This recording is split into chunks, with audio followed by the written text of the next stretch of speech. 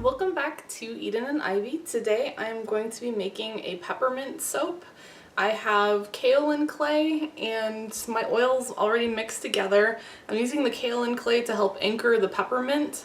I'm using peppermint first distill and second distill. It's going to be mostly second distill, but I did add a little bit of first just for some variety. It's going to be a tiger stripe swirl, and I'm going to have white and red layered, a white top, and then I have melt and pour embeds to put on top. So let's get started. I have my lye water here. It has cooled to, let's see my thermometer.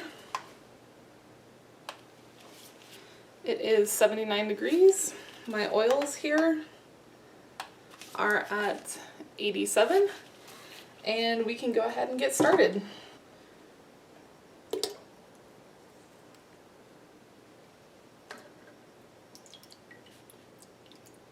Some people scrape out their lye water bucket. I really don't. I have not found it makes much of a difference with those last few drops. This is kind of more trouble than it's worth, and when you're making soap you want to get back to it really quick. You don't want to be taking a lot of time.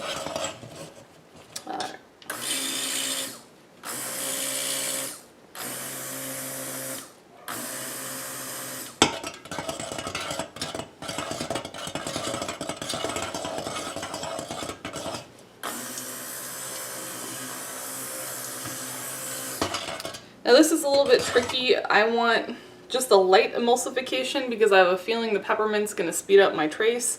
I am not looking for this to be a thick trace whatsoever. So it looks like it's at a pretty thin trace right now. I want it to be just slightly more emulsified. I will be blending this more once I put the fragrance and colorants in, so it does not need much right now. Let's see how this works out. We're just going to lightly mix it together.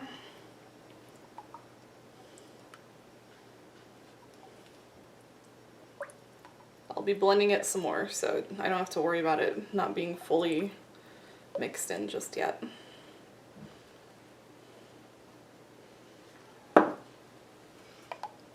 Smells really amazing, as peppermint should.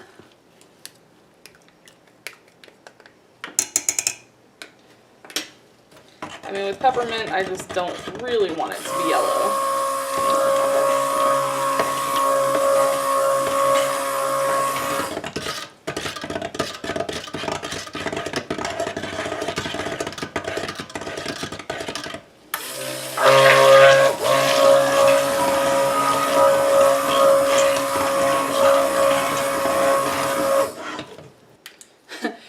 I just use my soap batter to mix up my colorants, and I kind of make like a little body butter with it. I do use shea butter, cocoa butter, mango butter, so there's a lot of heavier butters in this.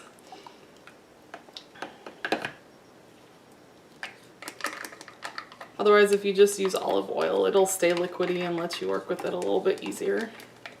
But I like to do things the hard way.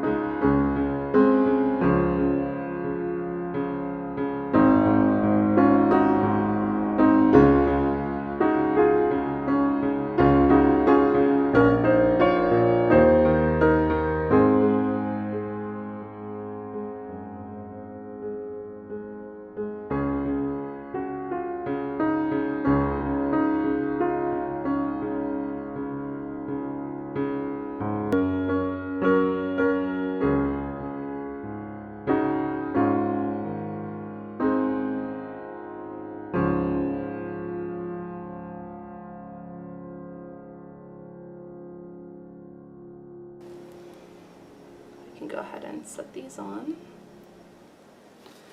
I use a soap cutter. I don't cut all of these by hand, so I want to make sure that my embeds are far apart enough where they're not going to be cut by the soap cutter. And these I thought I'd just kind of sprinkle on the top to look like little peppermint, crushed up peppermint candy. I really wanted this to look somewhat edible.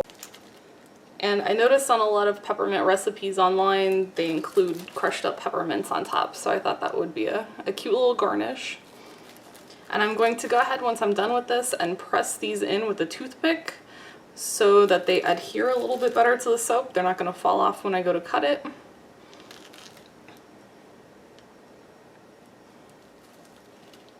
This is the result of the peppermint.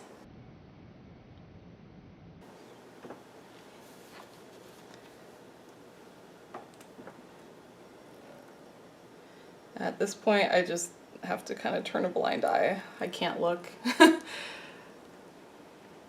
Once you start, there's no going back.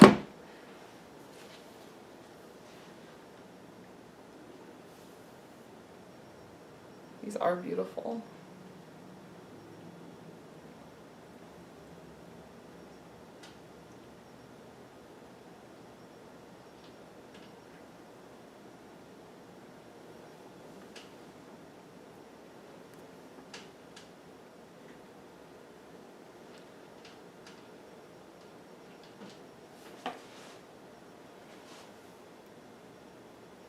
I'm cutting at my dining table today because my kitchen is all set up to make soap.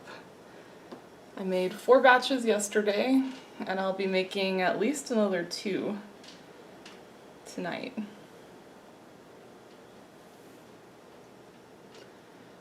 I haven't been very active lately. My husband and I are looking at selling our current place. We have a condo in Midtown Phoenix. We are planning on getting a much larger house, much larger, 2 to 3 times the size of the place we're currently in. Because when I first bought this, I bought my condo during the recession, so I got a smoking deal on it. However, it's too small. It was more than enough space for one person at the time, and I wasn't in a relationship then. And now that it's me, my husband, and his son is over occasionally, we need more space. There is just not enough room here in this little condo. It was like a mansion back when it was just me. I had more than enough space. In fact, there was a whole room I didn't even use, but that is not the case anymore. Well, this has been the peppermint soap. I will post pictures at the end, and I hope you enjoyed this video. If you like it, give me a thumbs up. If you haven't subscribed yet, hit subscribe, and thank you for joining me.